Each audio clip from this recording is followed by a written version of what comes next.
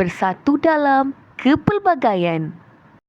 Kemahiran berfikir, kemahiran berkomunikasi yang berkesan dan bertata susila merupakan elemen yang penting dalam pendidikan abad ke-21.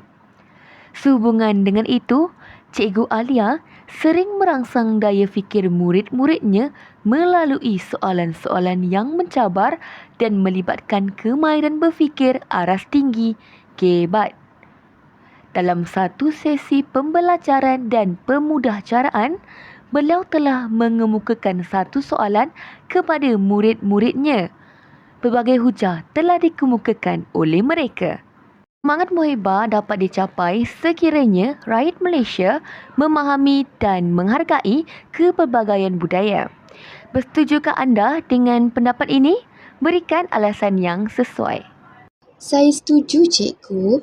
Sebagai rakyat Malaysia, kita mestilah memahami dan menghargai budaya kaum lain.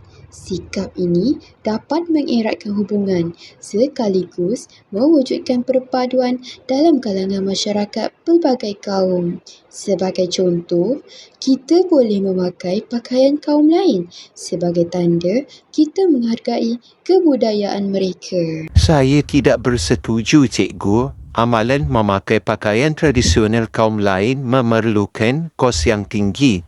Mahukah kita membeli pakaian tradisional yang mahal dan memakainya sekali-sekala sahaja? Hujah saya ini bukan bermaksud saya tidak menghormati pakaian tradisional kaum lain. Sebaliknya, saya berpendapat bahawa semangat muhibah lebih mudah dicapai melalui penglibatan dalam acara sukan. Saya bersetuju dengan idea yang disampaikan. Idea tersebut sangat menarik kerana sukan sebagai ejen perpaduan tidak dinafikan dapat menyatukan rakyat Malaysia. Sebagai contoh, zaman gemilang bola sepak negara pada tahun 1980-an pernah melibatkan pemain berbilang kaum. Penglibatan pemain seperti Mokhtar Dahari, R.R. Mugam, Soh Chin Aun, James Wong dan Khalid Ali pasti tidak kita lupakan.